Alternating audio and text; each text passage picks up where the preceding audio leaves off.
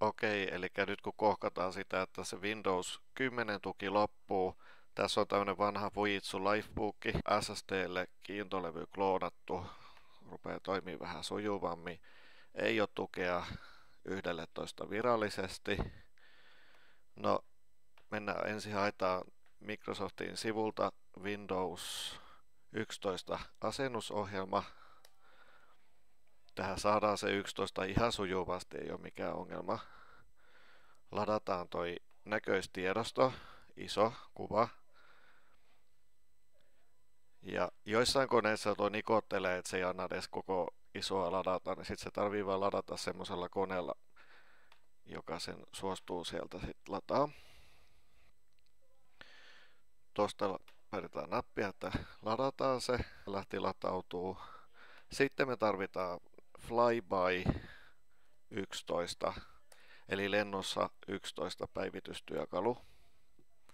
Täällä sivulla mennään tonne kohtaan Flyby 11 Classic, ladataan se. Ja täältä selataan alaspäin. Täällä hyvin kuvataan sitä, että miten halutaan sitä elektroniikkajätettä välttää ja kuinka saadaan vanhaankin koneeseen se menemään. Asennetaan, ladataan se.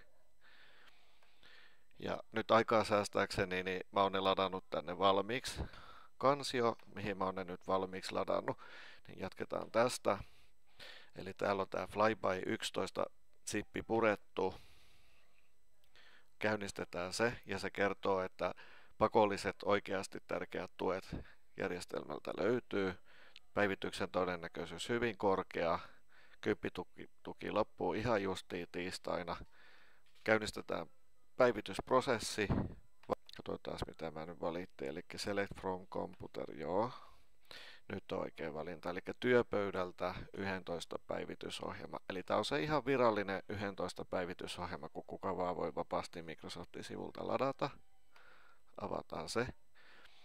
Ja juju tässä Flyby 11 on se, että tämä muuttaa sitä Windows 11 asennusohjelmaa niin, että se NS kuvittelee, että asennetaan serveriin se asennus. Ja serverkoneissahan sitä laitteistovaatimuksia on madallettu, kun niitä nyt ei niin usein uudisteta. Ja sitähän kysytään, että onko tämmöinen nyt luvallista peliä, niin Microsoft on todennut, että sen saa vapaasti tehdä, mutta että he eivät sitä vastaa yhteensopivuudesta. Omat kokemukset on hyvät. Ei auteta nyt asennuksen kehittämisessä. Ja tässä käynnistyy ihan tämä normaali asennusprosessi, niin kuin olisi sen iso tiedosto vaan tuplaklikannut ja lähtenyt siitä sitten. Ja se näyttää tässä niin kuin oltaisiin jotain hullua serveriä asentamassa, mutta se asentaa käytännössä ihan normaali 11 versio. Ja kun kieliversio täsmää, niin se myös säilyttää kaikki. Et joku kerta, kun oli asiakas kielen valinnut käyttöönoton yhteydessä vähän pieleen, että siellä oli pohjilla englanninkielinen Windows, niin se ei antanut päivittää sitä suomenkieliseen 11, vaan piti hakea sitten englanninkielinen 11 iso ja sillä päivittää, niin se säilytti tiedot. Kun nämä käyttöliittymäkielet saa sitten jälkikäteen kyllä suomeksi. Sitten se hetken tuossa miettii, tarkistelee päivitysohjelma, tarkistelee päivityksiä. Ja näin sitten jatketaan tallennusta, kun toi päivitysohjelma on aikansa latailu. Siinä meni joku muutama minuutti.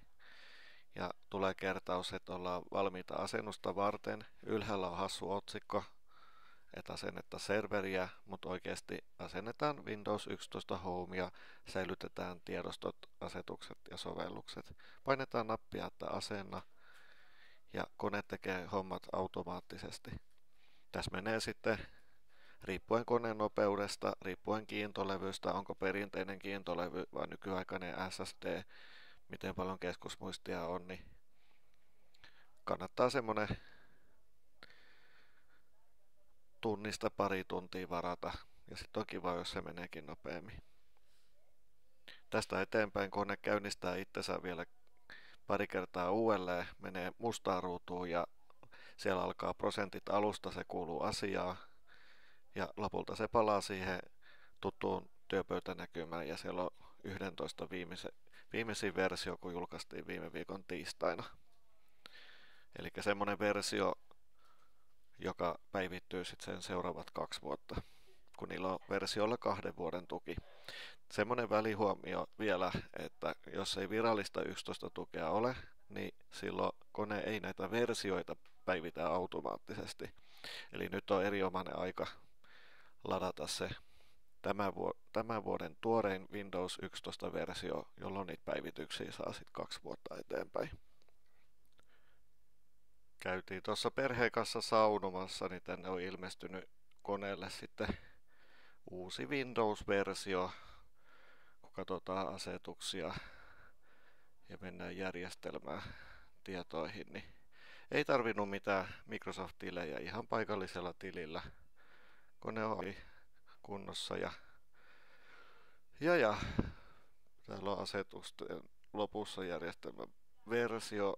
Tiedot löytyy täältä kohdasta tietoja, niin siellä seisoo juuri asennettu tuorein 11-versio.